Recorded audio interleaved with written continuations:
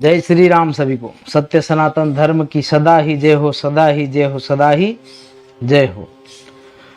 तो देखिए, आज हम आपको एक ऐसी विधि बताने वाले हैं जिससे आप अपना हर कार्य संपन्न कर सकते हैं। ठीक है। और ये विधि, अगर कोई पितृदोष से परेशान है, बहुत ही ज़्यादा पितृदोष लगा हुआ है, किसी को घर में उन्नति नहीं कर पा रहे, घर में हमेशा तनाव का वातावरण बना रहता है, तो वो ये विधि कर सकते हैं। या फिर आप किसी भी कार्य के लिए इस विधि को कर सकते हैं और देवता आपके काम ज़रूर करेंगे। ठीक है। तो ये विधि बता रहा हूँ मैं। अगर आप चैनल पर नए हैं या वीडियो पहली बार देख रहे हैं तो कृपया कर चैनल को सब्सक्राइब कर लें और बेल आइकन की घंटी का बटन प्रेस कर दें। और कमेंट में आप जय श्री राम, जय श्री कृष्ण या आपका कोई भी सवाल हो आप हमें पूछ सकते हैं। ठीक है। देखिए, लोग सब्सक्राइब करते हैं, लाइक करते हैं, कमेंट्स करते हैं ना, हमें उससे प्रेरणा मिलती है वीडियो बनाने की, जानकारी देने की, जो अच्छी अच्छी जानकारियां आप तक पहुंच सके। ठीक है। तो शुरू करते हैं। देखिए, वर्ष में आप दीपदान कभी भी कर सकते हैं।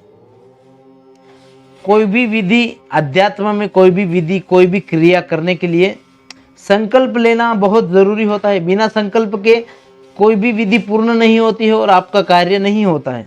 लोगों को संकल्प लेने का बारे में पता नहीं होता है। लोग करते हैं पूजा पाठ वगैरह जाप, लेकिन वो सोचते हैं भाई मैंने इतना किया तो भी मुझे उतना फल नहीं मिला जितना मैं चाहता था। तो देखिए, आपने संकल्प लेकर कुछ कार्य किया ही नहीं है तो फिर उसका फल आपको कैसे मिलेगा। ठीक है। तो करना क्या है आपने, देखिए जैसे आप साल में कभी भी कर सकते हैं, लेकिन उसके लिए क्या होता है, दीपदान के लिए संकल्प लेना पड़ता है। 11 दिन, 21 दिन, 41 दिन, 51 दिन, इतने दिनों का संकल्प आपको लेना पड़ता है आपके कार्य के अनुसार।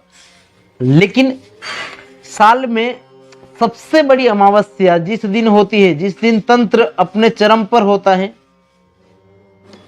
प्रेत शक्तियां, ये भूत बाधाएं सब कुछ अपने चरम पर होती है, उस वक्त अगर रोशनी जिस जगह पर हो उस जगह पर सकारात्मक ऊर्जाएं बहुत ज़्यादा बढ़ जाती है। ठीक है। क्योंकि अंधेरे की रात होती है, दीपावली की रात, अमावस्या की इतनी घनघोर रात्र होती है हर तरफ, मतलब जहां पर, इसीलिए उस रात्र इतने दिए लगाए जाते हैं। ठीक है।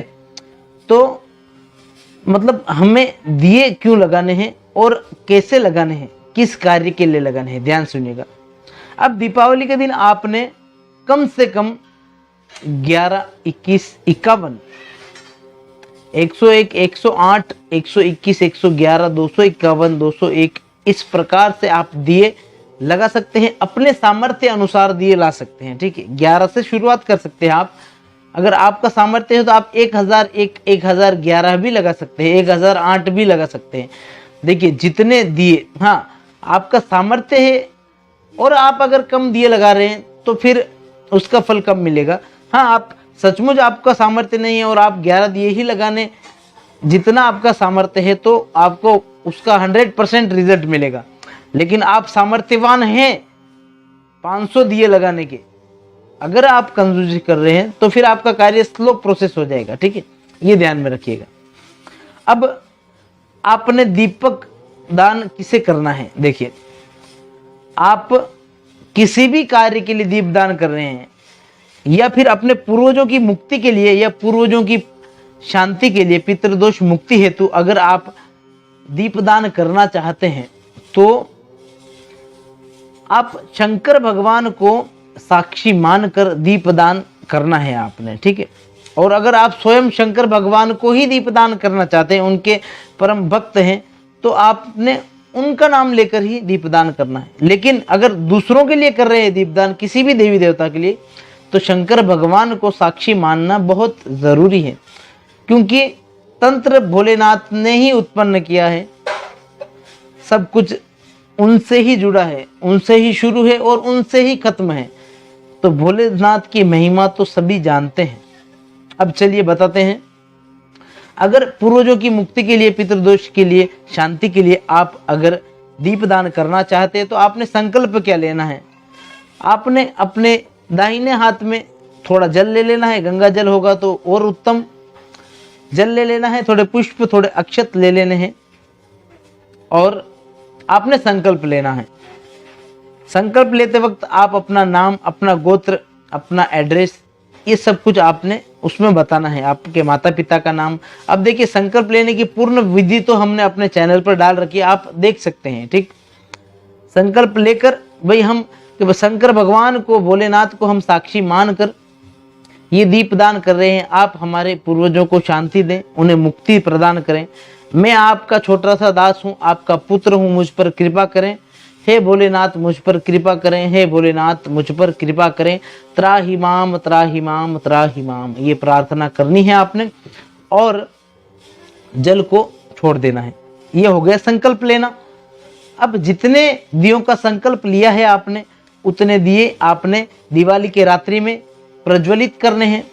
अब कहाँ करने हैं, देखिए आप अपने घर के आंगन में कर सकते हैं, किसी पीपल के वृक्ष के नीचे कर सकते हैं, या फिर किसी मंदिर के प्रांगण में, मंदिर में कर सकते हैं, या अपने घर में, पूजा घर में भी कर सकते हैं।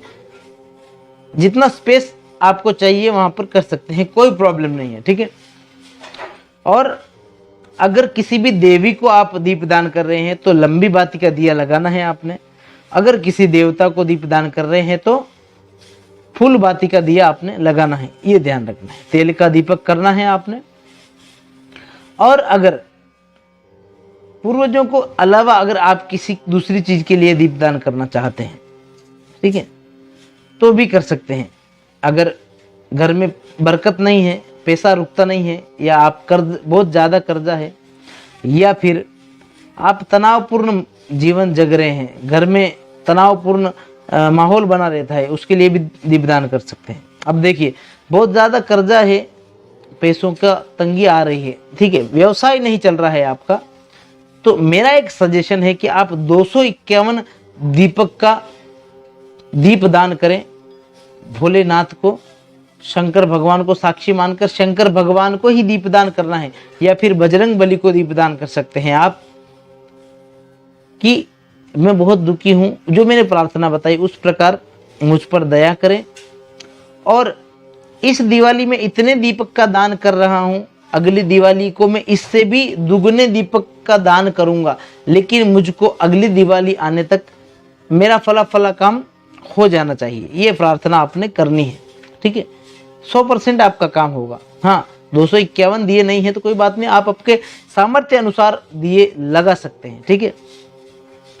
अब देखिए क्या है कि अगर जितने भी लोग ये वीडियो देख रहे हैं ना, तो कम से कम कमेंट में जय श्री राम जरूर लिख लीजिए। ठीक है, इतनी मेरी विनती है आपसे। दीपदान की पूरी प्रोसेस आपने समझ ली, और अगर कोई प्रश्न हो तो कमेंट में पूछ सकते हैं आप, मैं रिप्लाई आपको जरूर दूंगा। ठीक है, अभी के लिए चलते हैं। जय श्री राम सभी को। सत्य सनातन धर्म की सदा ही जय हो, सदा ही जय हो, सदा ही जय हो।